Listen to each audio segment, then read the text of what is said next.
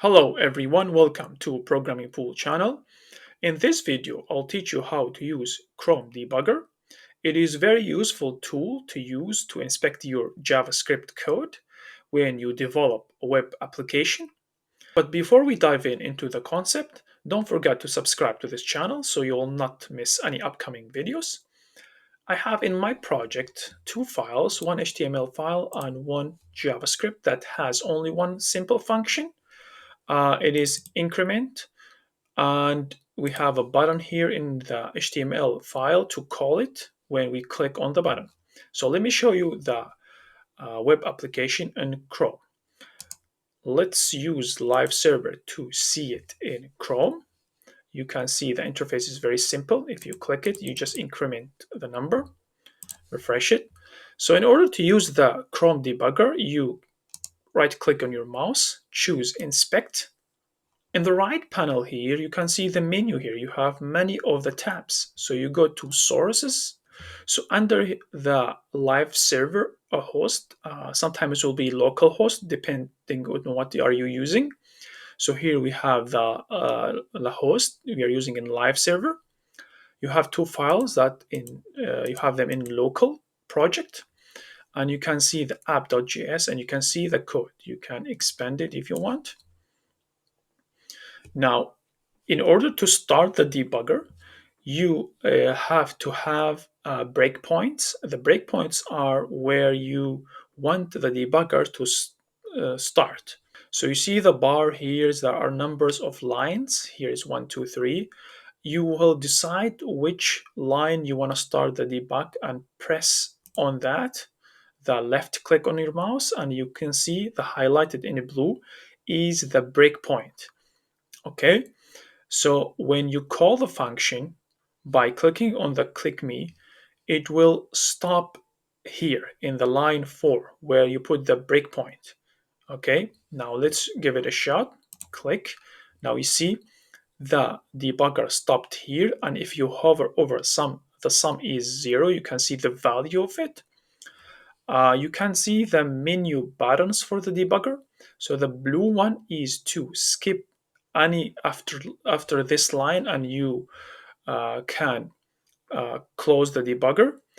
The next one is to move to the next line in the function or the next line in code. The arrow that is going down is to enter. For example, if you have online the function, so you can enter inside that function. The arrow going up is to exit that function, okay, and continue where the inspection is happening. The next one is to go to the next line again. So let's go to the next line here. Okay, now the next line is let div, like selecting the div, and you can hover over it. It's still nothing yet because we are still in line. Now go next line here. You can see now you can, if you hover over the div, you can see all the attributes of the div selection. Okay, now notice here in the div what will happen if we move after this line. Go here, you see now the one is printing here.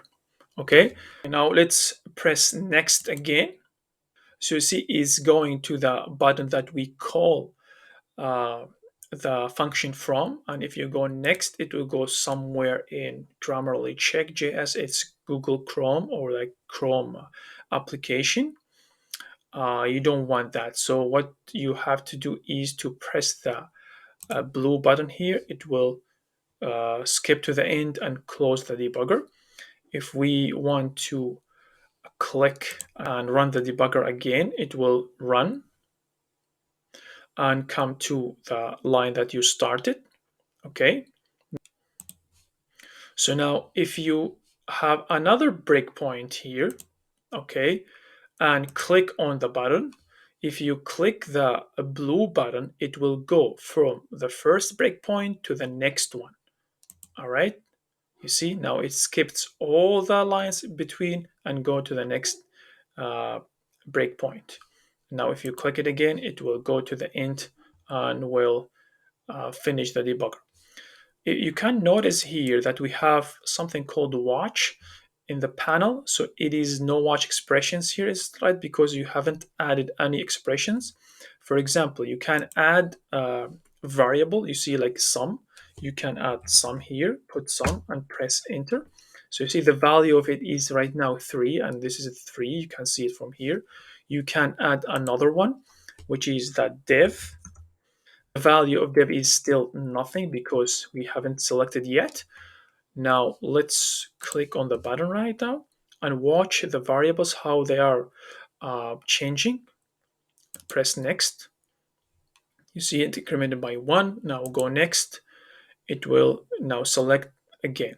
So this watch panel is very useful to watch specific variables, how they are changing in value during the program execution. All right. And you can press now to blue button. It is done.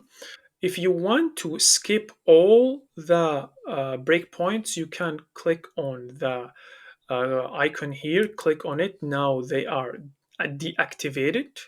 Okay. Now click for it will click without starting the debugger. Now, if you want to again activate them, press on it and it will be activated. Now if you go again, click on me and it will stop the first breakpoint. If you want to cancel the breakpoint, you just press on it again. Press on the green, go to the next. Now press again, stop it. Now if you press again, click me, will come to the next breakpoint.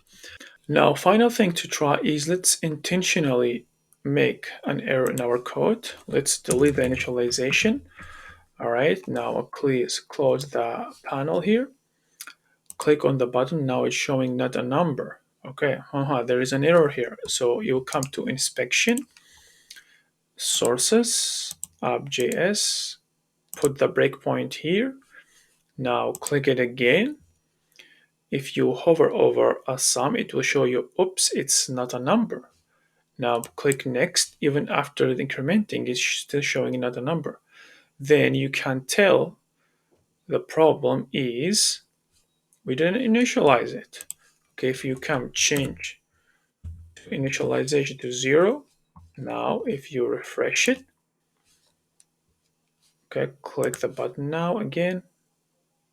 All right, okay, now it is working fine. And this is a very simple example, and you will have much harder much harder errors that it's not easy to figure out in the real and the big applications. And I'm just showing you this is a simple example of it to figure out and fix the errors. Okay, instead if clicking always console.log to print it to the console to see what is happening, you can use the Chrome debugger. I think now you have a very good idea how to use Chrome debugger.